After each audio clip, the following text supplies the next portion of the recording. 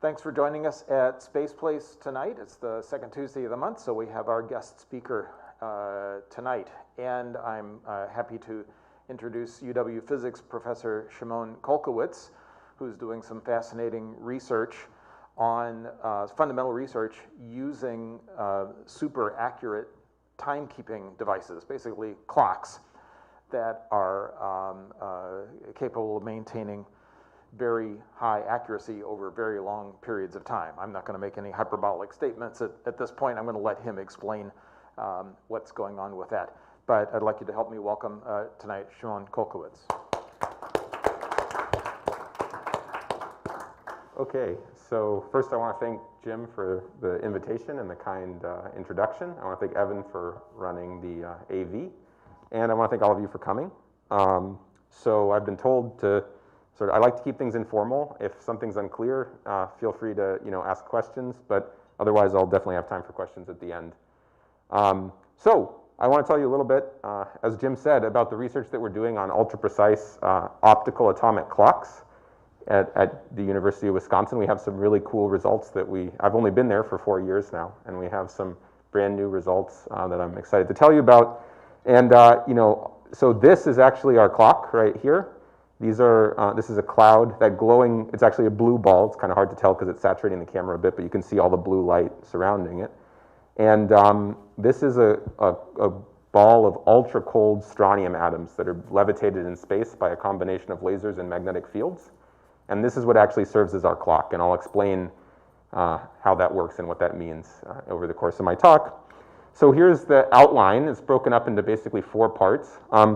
The first is what I call a timeline of timekeeping.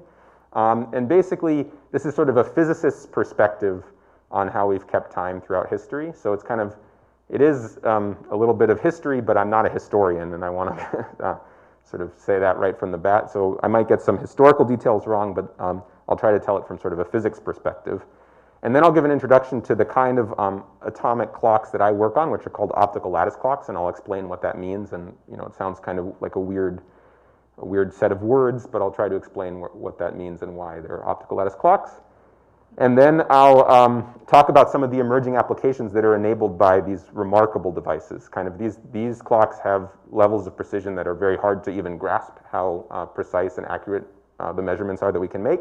And they're opening the door to all kinds of new applications and new ways to probe physics, which is what I'm most interested in, is both how we can use these things to improve our everyday lives, but also how can we use these remarkably precise devices to learn more about the universe and the world around us.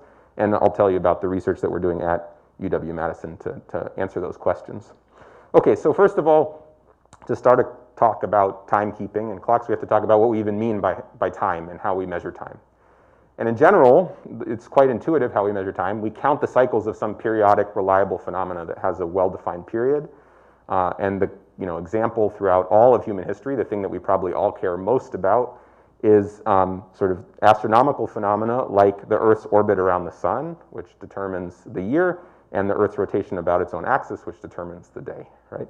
And throughout history, that was really what humanity used to keep track of time, and that was also probably, to some extent, all people really cared about when they talked about time. And so until, recorded history, at least this was all you had.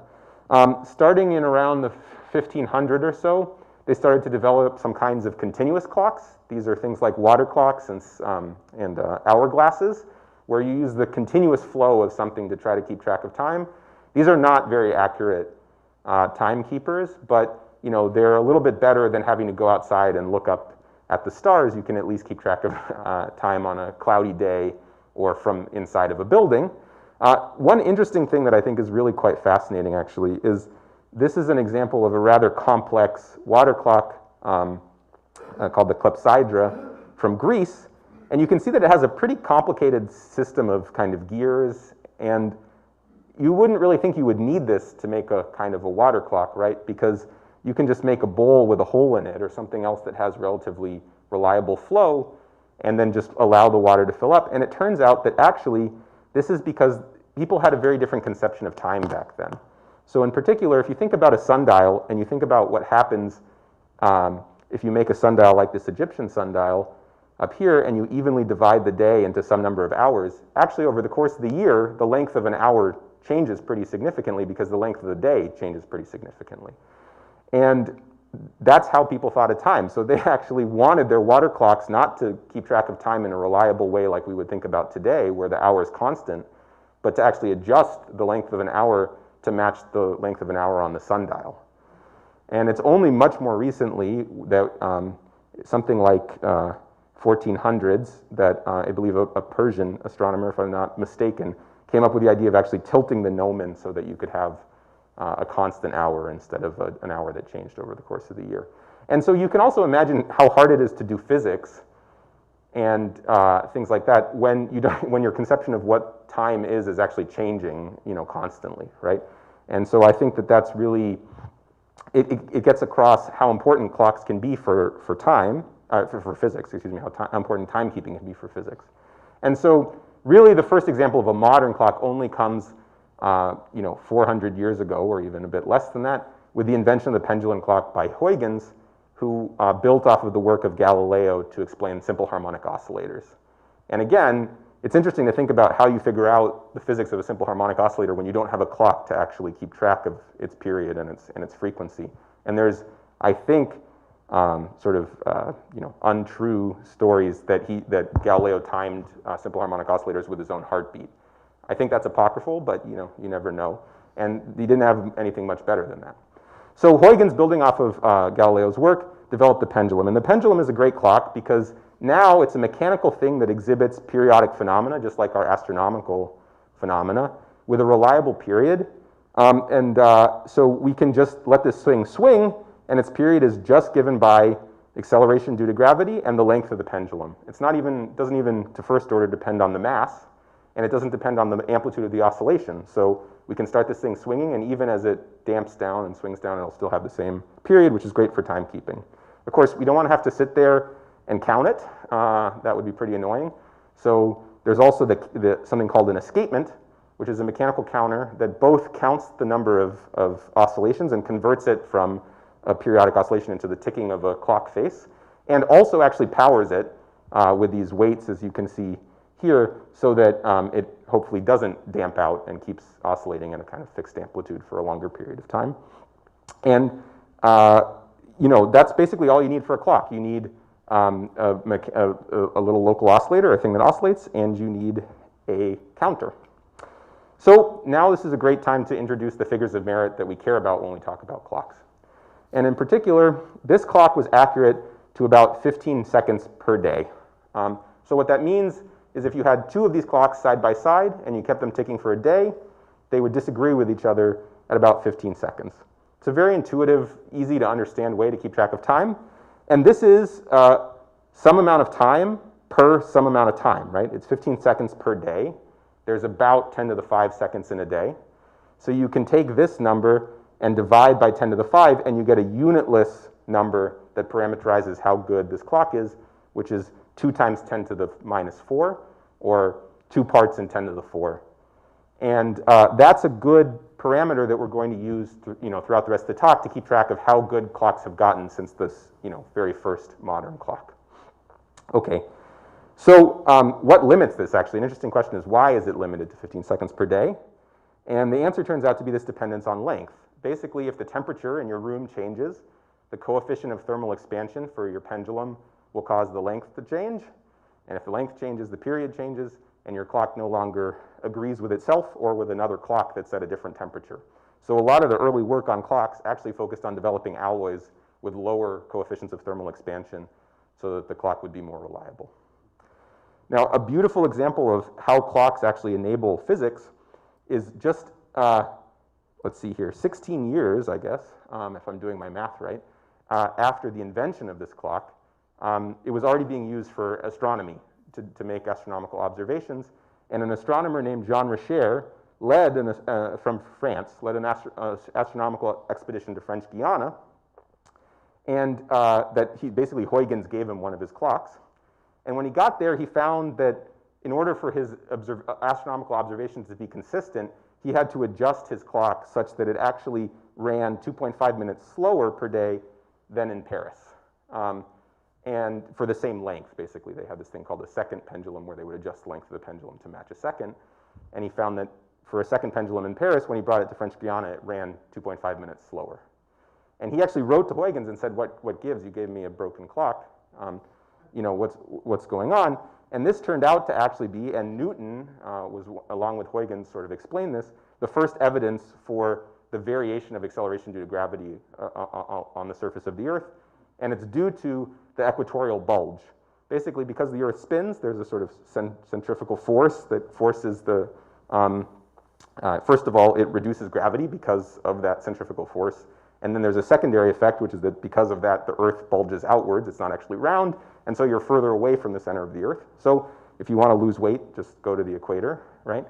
You can see that this was actually a variation in not L, but G. And they had made clocks good enough that they could actually pretty easily detect this difference, because this effect was a part in 10 to the 3, 2 parts in 10 to the 3, and the clocks were accurate to 2 parts in 10 to the 4. So throughout my talk, I hope I'll make it clear that as you keep improving clocks, you keep improving the physics that you become sensitive to, and you keep learning new things. And actually, Newton included this in his Principia as, you know, part of the evidence for his laws of classical mechanics. The next big development, and you've probably heard about this, there's this book, Longitude, that was very popular a while ago, was the Longitude Act in 1714, passed by British Parliament.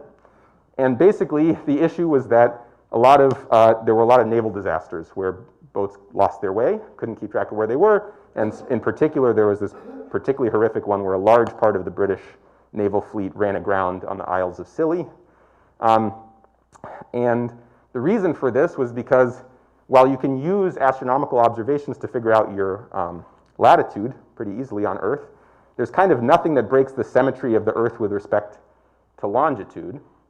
But if you can build a good enough clock, you can keep track of what time it is in Greenwich, where or wherever you left from, and compare it to when the sun is directly overhead, or is at its highest point in the sky, or stars, or whatever you want.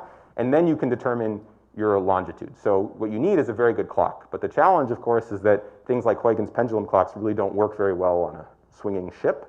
And so there was a real challenge in developing clocks.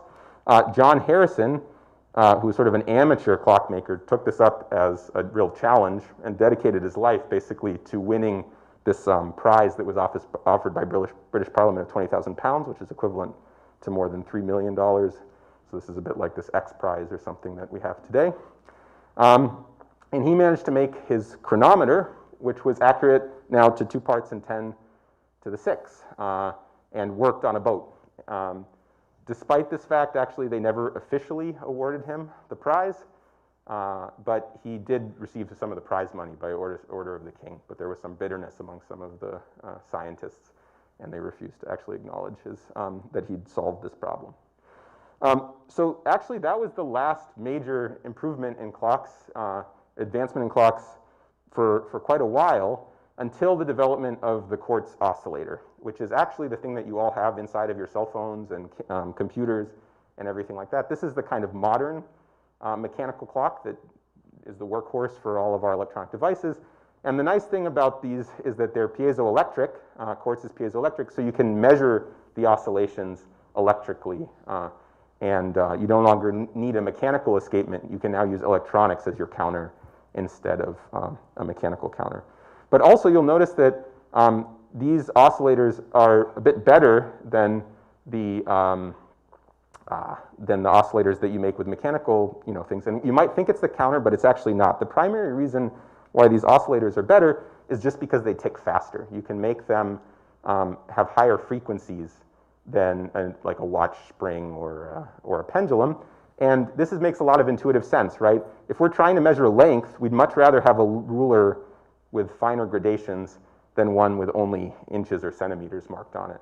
And the same is true for time. If you're trying to measure time, all other things being equal, the faster your clock ticks, the better your clock's going to be. And that's another important theme throughout the rest of my talk. So we can take a look at clock progress from 1656 all the way to 1949 or so, and we can roughly draw a line through it, and we can see that the performance of clocks improved by a factor of 10 every 60 years or so, and we got down to this factor of about 1 in 10 to the 9. This now corresponds to 1 second in about 30 years, which is, pretty good, probably reasonable enough for our watches, certainly, but maybe not good enough for physics. And okay, but an important point is all of the clocks on this previous slide, they actually work pretty much the same way. You have some kind of mechanical local oscillator, a thing that ticks at a specific frequency or exhibits this for a certain period. You have a counter, which might be a person who has to sit there and count the bowl every time it sinks, or it might be this mechanical escapement, or it might be this electronic counter. And then the issue is each of these man-made devices here is going to disagree with every other one, right? Every one we make is going to be slightly different. The temperature is going to change. There's going to be other problems. And so they're all going to disagree with each other. And if we don't want to all wander off with our clocks, we need something to compare them to that we can all agree on. And that's called the frequency reference. And until 1949, or actually until even a little later than that, the only frequency reference that we all had available to us was still astronomical phenomena. So we would still correct for the drifts and variations in these clocks by going out and looking at the stars. Okay, but that changed in the 1950s with the first atomic clock. And there's this really nice article from the New York Times. I just love this headline: "Cosmic pendulum for clock planned. Radio frequencies and hearts of atoms would be used in most accurate of timepieces." I feel like they don't quite write headlines like that anymore. But so you can already see that the very first cesium clock, which was built in 1955, is doing considerably better. Now we're at a part in 10 to the 10. That's 3 seconds in 1,000 years. And so what is this thing? What is an atomic clock? What's different about it? Actually, two of the components are exactly the same. You still have a local oscillator that's just one of these quartz tuning forks.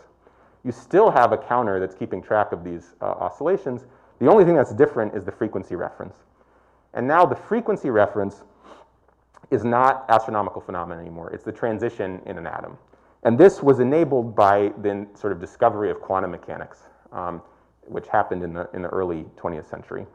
And so the idea is that there's all these weird quantum effects that we're not used to in sort of the classical world around us. And one of the examples of this is this idea of quantization, that energy and things like that are actually quantized, that you can't have the electron around an atom can actually only have certain energies. It can't have any arbitrary energy, and it therefore can only also occupy only certain orbitals, and its wave function can have only certain shapes. It can only be in certain places. Weirdly, it's also in a combination of places at the same time, which is called superposition, but we'll talk about that a little bit later in the talk. But what an atomic clock makes use of is this idea of quantization. And basically, because the electron has these very well-defined energy levels, and it couples to light, we can connect the energy of one of the transitions between two different levels in an atom to a wavelength and through the speed of light to a frequency. So we can connect sort of the frequency of our clock to this energy of an atomic transition, and all atoms of that element will have exactly the same transition with the same frequency, the same energy. And so now we have something that we can all agree on, we can all reference our clocks to, and we don't have to go out and look at the stars anymore. Not only that, we could even be somewhere else in the universe where the stars might look completely different, and still the same atoms of hydrogen or cesium or rubidium will have exactly the same transition frequencies. So, and an example of this is that we all are familiar with these neon lamps. If you look at a neon lamp through a diffraction grating, you actually see all these distinct spectral features. And this is also at the heart of a lot of astronomy that we do, is actually looking out at stars and looking at the spectra of stars and everything else out there in the universe to learn about what they're made of. Okay, but so coming back to clocks, now we know how we're going to make a good clock. We're going to take our local oscillator, we're going to multiply the frequency up to a specific frequency in an atom, let's say cesium, and we're going to shine the radiation from that oscillator on our atom. And if it gets excited, we know we're on resonance with this transition. But if we do the same experiment again and it doesn't get excited, now we know we've drifted off of resonance. And so by sitting here on the edge of this transition and counting how many atoms get excited every time, we can adjust for the drifts in our local oscillator. We can keep track of it and feed back so that all of our clocks agree with each other. And since the invention of this technique, clocks have improved dramatically, a factor of 10 now, not every 6 years, but every 9 years. And In the early 2000s, we were accurate to 1 second in 300 million years, which is starting to get pretty remarkable. And again, this enables us to measure entirely new physics. So a nice example of this is that Hafele and Keating realized in the 1970s that clocks had just gotten good enough that they should be sensitive to the effects of special and general relativity on an airplane. So you probably have heard that Einstein's theory of special relativity says that when you move faster compared to someone else, time goes slower for you. That's this special relativistic time dilation that gives rise to this idea of a twin paradox, that if someone gets on a rocket and flies off at close to the speed of light, comes back, he'll be a lot younger than the twin who stayed behind on Earth, right? And the other effect that you've maybe heard of, maybe haven't, is an effect in general relativity called the gravitational redshift that says that in the presence of gravity, like Earth's gravity, if you raise a clock up in height, it will tick faster than the lower clock, okay? This is a kind of weird effect. I'll talk more about it later in the talk, but it's also a real effect. And Hafele and Keating realized that for the velocity that an airplane flies at and for the height, altitude that an airplane flies at, these are both effects that had become measurable in the 1970s using an atomic clock. So what they did was they bought themselves and their clock first-class tickets around the world in an airplane. And they actually, what they did was they left one clock behind, and they flew once around the world with the Earth's rotation and once around the world against the Earth's rotation, because the complication here is that the Earth is not an inertial reference frame, it's a rotating reference frame, and that makes the relativity calculations a bit more complicated.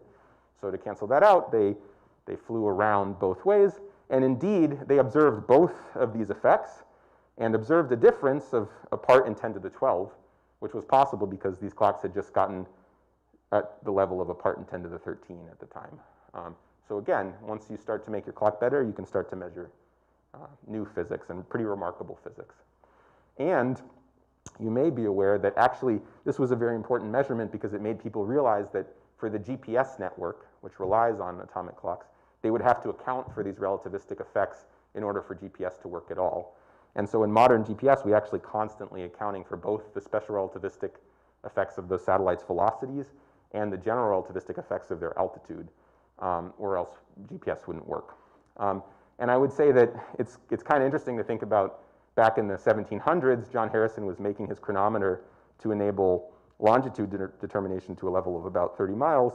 These days we use rubidium vapor cell atomic clocks in GPS to determine our location to 3 meters, but throughout most of modern history at least, the primary way that clocks have affected everyone is through navigation, actually, and that continues to be true even today. One of the motivations for continuing to improve clocks and for my own research is for autonomous vehicles, for example, and to make them more reliable and more accurate. Yeah? So the longitude determination of roughly 30 miles, and today the longitude determination is 3 meters? Location determination, not just longitude, but okay. yeah, the GPS, the way that, the accuracy of GPS, which is actually not limited by the accuracy of the clocks or the precision of the clocks, it's actually limited by atmospheric delays that are variable. But yeah, that ends up being 3 meters. Yeah. Okay, but another important application of these clocks, and one that I think motivates continued improvement of clocks, is that of unit definitions.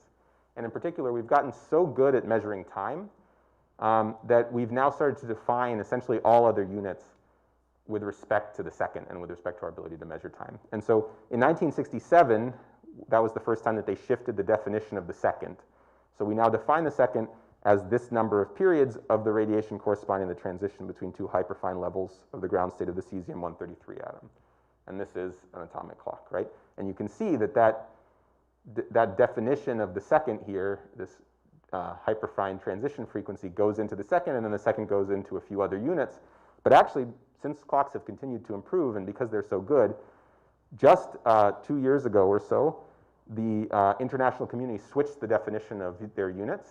We've adopted a new SI, where now all units are defined with respect to the second and a bunch of fundamental constants, which are just numbers that we define.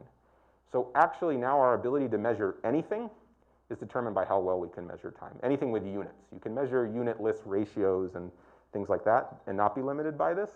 But if you want to measure something with units, your ability to measure it will be determined by how well you can measure frequency and measure time. And so this really motivates making better clocks. And that leads nicely into this next generation of clocks that I'm going to tell you about now.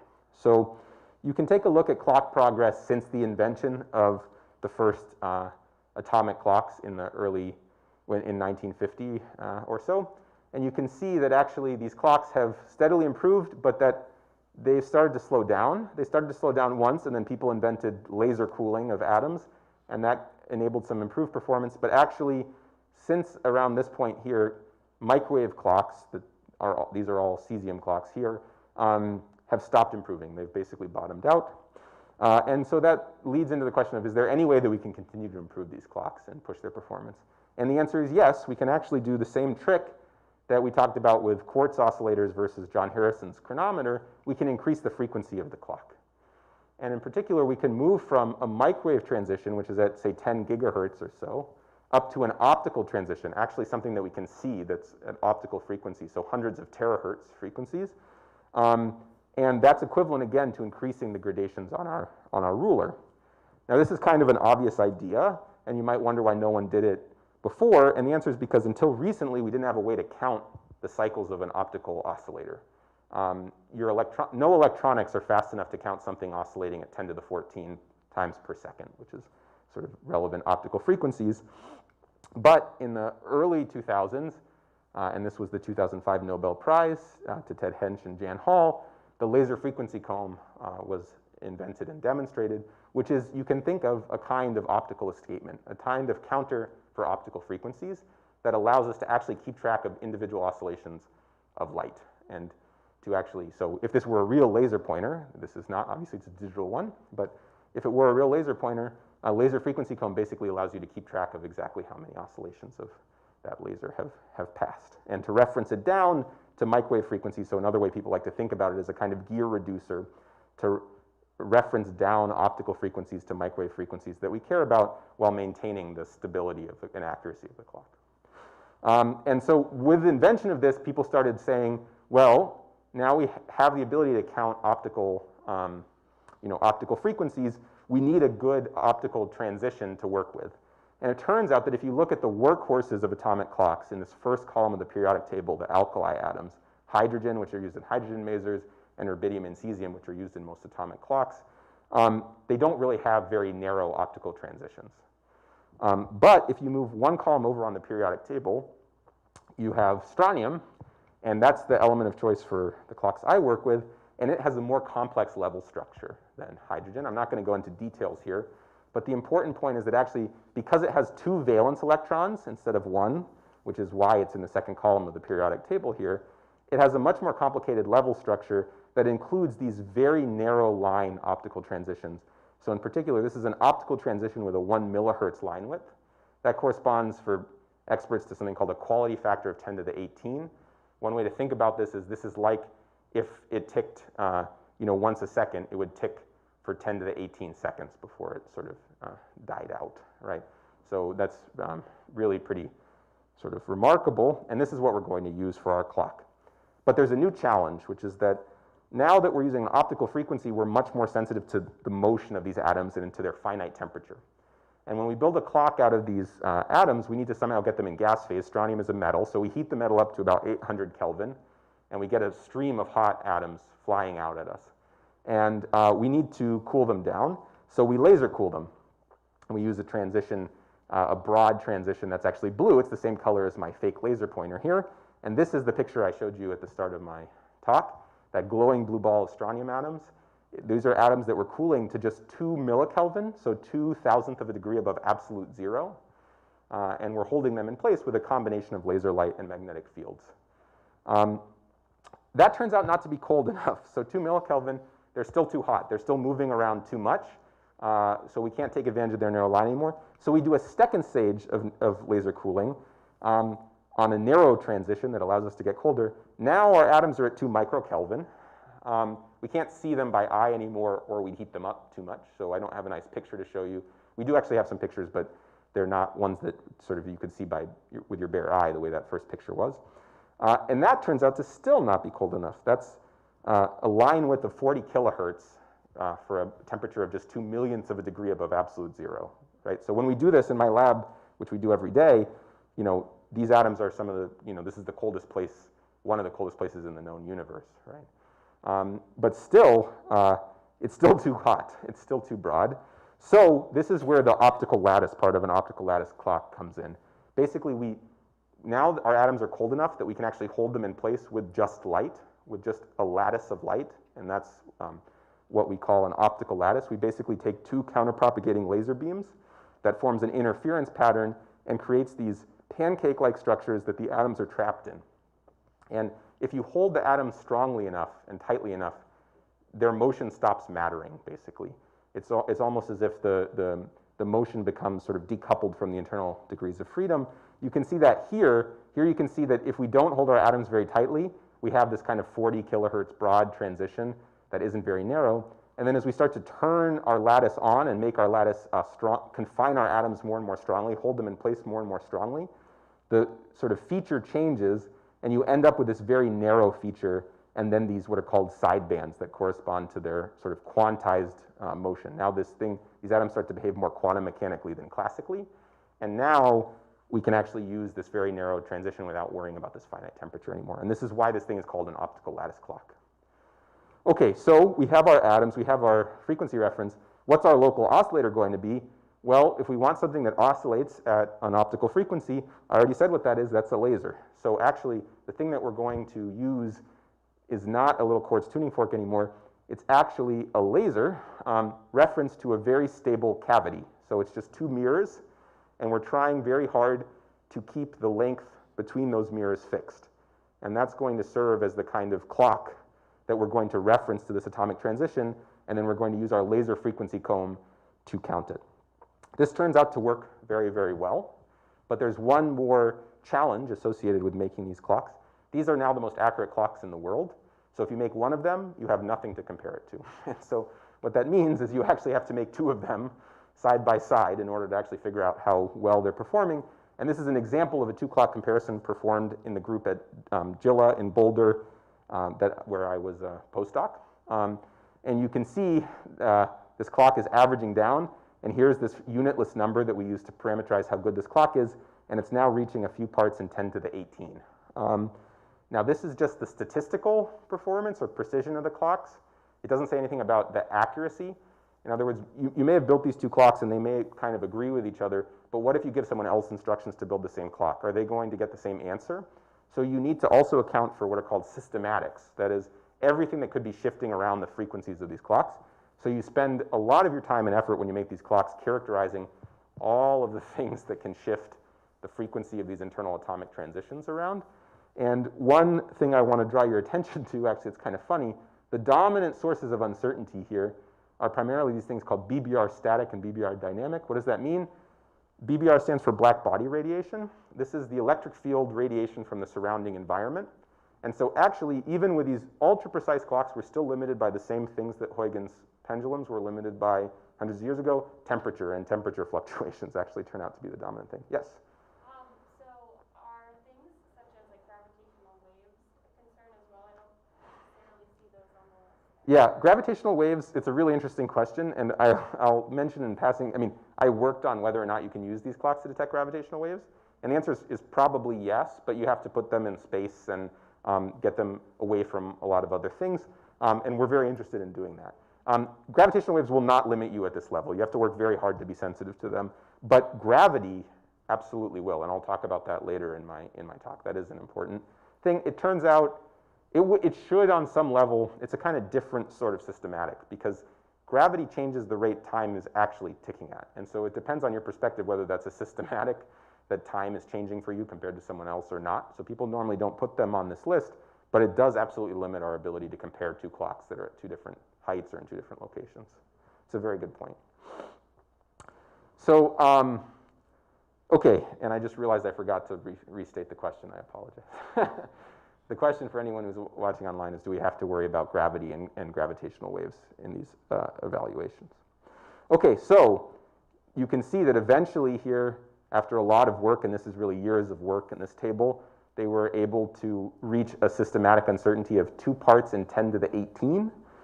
And that's shown on this plot here. And you can see that now these clocks are actually improving at a factor of 10 every 3 years. So it's not just that clocks keep getting better, they keep getting better at a faster and faster rate, which is really pretty amazing.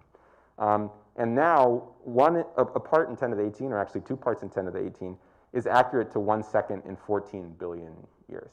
So that means that if you kept 2 of these clocks ticking side by side for 14 billion years, since the Big Bang for the age of the universe, they would agree on the age of the universe to about 1 second, your 2 clocks. Now, I want to be very clear, it's hard enough to keep these clocks running for an hour, let alone for 14 billion years. We're not saying we can keep them running for 14 billion years. We're saying that this is the level of accuracy in this unitless amount of time that it would take these clocks to lose 1 second is 14 billion years, which is really pretty unbelievable. And that opens the door to all kinds of emerging applications, including the application you mentioned, which is, for example, gravitational wave detection with these clocks, which is something we're very interested in, but also all kinds of searches for new physics. We can try to look and see if fundamental constants are changing as a function of time using these clocks. And we can also do things like tests of relativity. And I mentioned this gravitational redshift and this Half-Leak-Heating experiment. And so let me talk a little bit more about that. So this gravitational redshift is a prediction of Einstein's theory of general relativity. It basically says that if I raise one clock off the surface of the Earth with respect to another clock, when I compare them, the higher clock will tick faster than the lower clock. It's kind of a weird prediction. There's different ways to think about this and come up with this.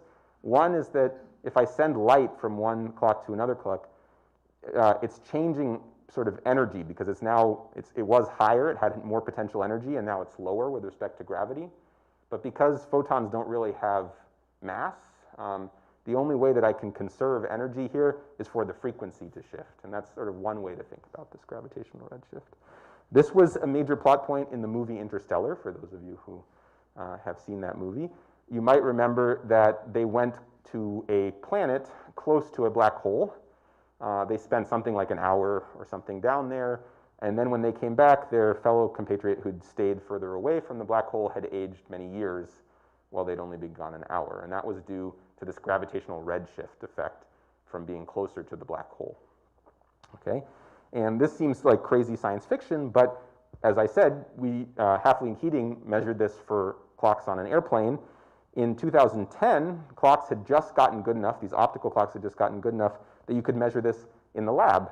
And there was a beautiful experiment performed at NIST in Boulder where they had 2 of these optical clocks side by side, and they lifted one up a foot. Literally, they jacked up the optical table with jacks, just like you would jack up your car, by a foot. And when they did that, they could see the shift in the relative time, rate that these 2 clocks ticked at from a change of height in a foot. And if you think about what this means, it means that your head is slightly older than your feet, just because of relativity.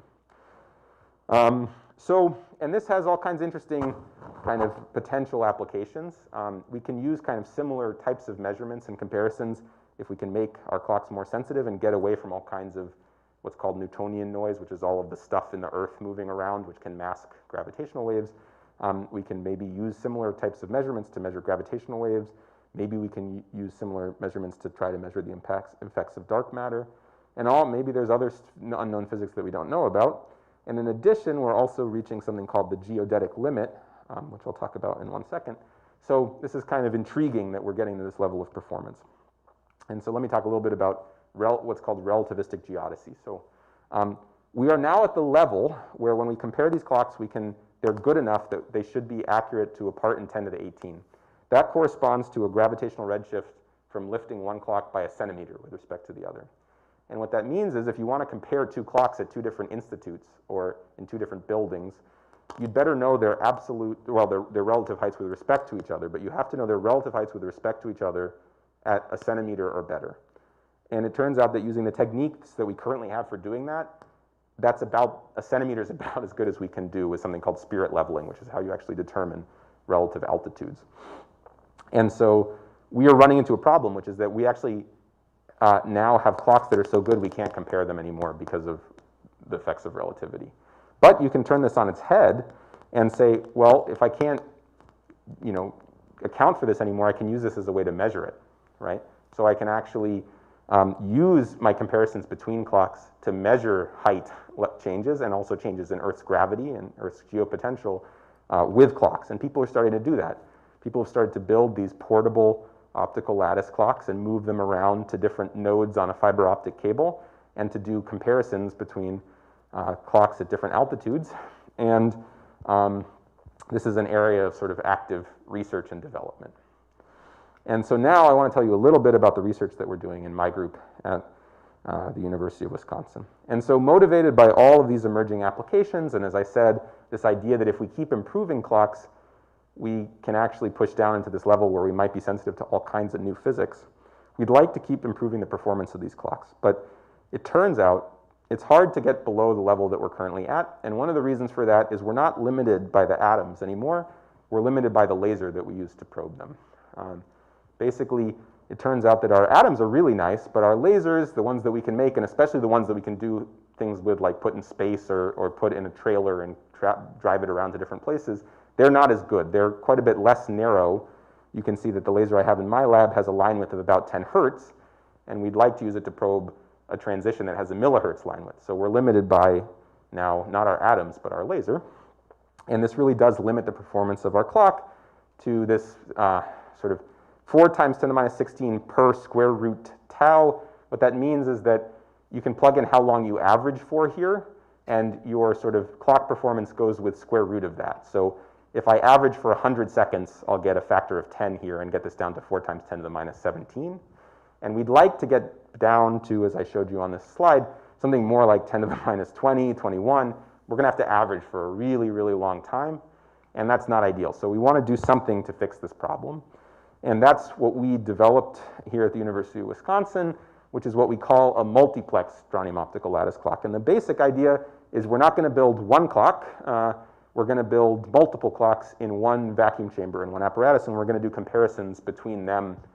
And I'll show you why that's a good idea in a second. But so this is an actual camera images of these ultra-cold strontium atoms at a microkelvin temperature being loaded into our lattice, and this is showing the procedure that we use to create not one clock but 2. So here you can actually see these 2 clouds, one up here and one down here, and this is sort of an actual images from our experiment, and this is what is new in our experiments that we're going to use to get better clock performance. So how does this work? Well, if we take our laser and we do something kind of crazy, we try to probe our atoms for way longer than our laser allows us to.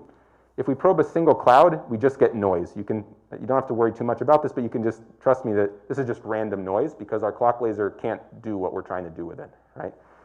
We're just pushing it beyond its stability, and that means that every experiment gives us junk, okay? But now what's new is we have two clocks, and we can probe both of these sets of atoms at the same time with our laser.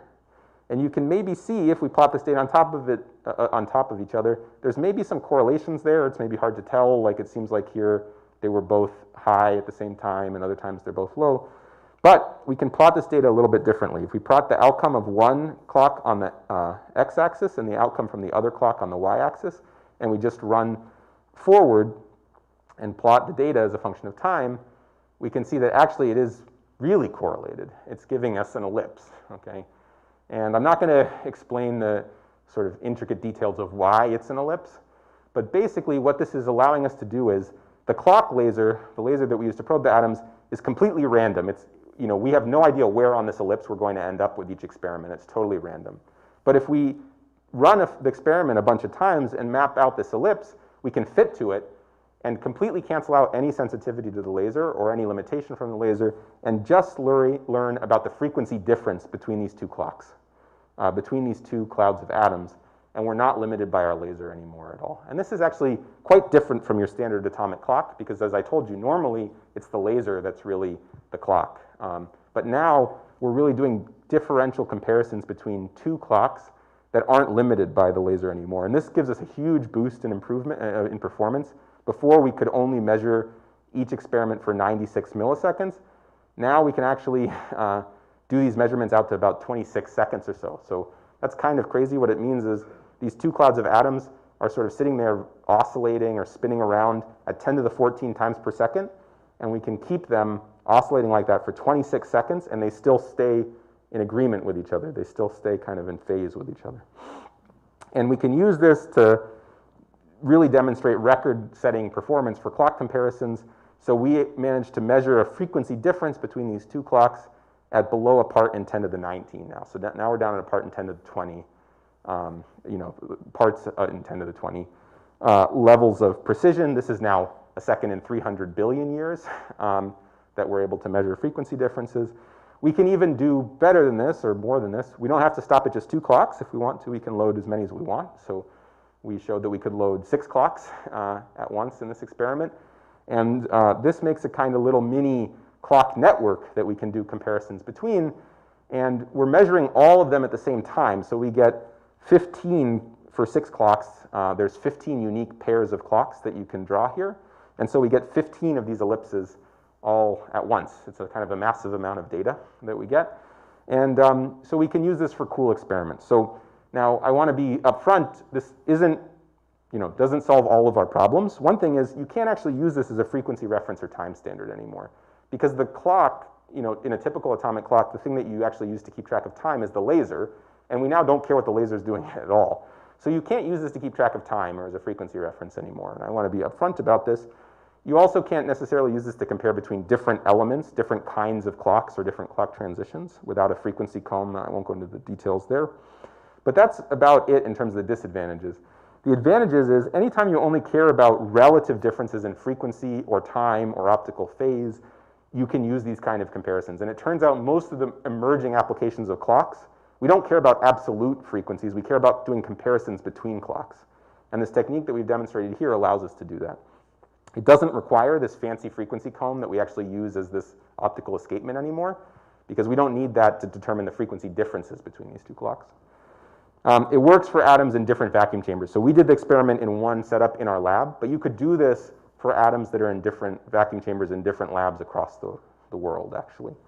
And it relaxes, obviously, the requirements on these clock lasers, so you can imagine making these lasers portable and putting them in space and things like that, and making gravitational wave detectors and all those kind of things. I won't go into details too much here, but one of the big things is that now that you're not limited by the laser anymore, you actually keep benefiting from adding more atoms in, which was something that wasn't the case before when you were limited by our clock laser. And another nice feature is, as I said, one of the things we have to worry about a lot when we make these clocks is we have to worry about all of the environmental perturbations that can shift our clocks around, right? But now if our two clocks are, for example, in the same vacuum chamber, they experience very similar environments, and we don't have to worry about that so much anymore. So here are some potential applications of what we're doing going forward with our new multiplexed optical lattice clock. We're going to use it along with precision isotope shift measurements to search for new forces and new particles that we don't know about yet. I'll tell you in a minute about the geodesy measurements that we're doing. We have plans to use it to search for certain candidates of dark matter as a test bed to eventually test the protocols that we would use to do gravitational wave detection in space. We're going to explore using entangled states, very kind of exotic quantum states where the states between the atoms are fundamentally intertwined and can't be separated, to further improve the performance of these comparisons. And we're going to do sort of new and novel tests of relativity, and I'll tell you a little bit about that in the last few minutes of my talk. So first of all, geodesy. Well, I told you about these experiments where they demonstrated being able to see a height difference of a foot. We now have these two clouds of atoms that are separated in height by a centimeter, and that gives you an effect from gravitational redshift from general relativity of a part in 10 to the 18. So actually, if you look at our stability and how precise we can make these measurements, we should be able to see that effect after only averaging for 2 minutes. And so we are pretty sure we've actually already seen this effect. We can even get smaller. We can make a network of these clocks separated by, say, 2.5 millimeters here, as you can see here.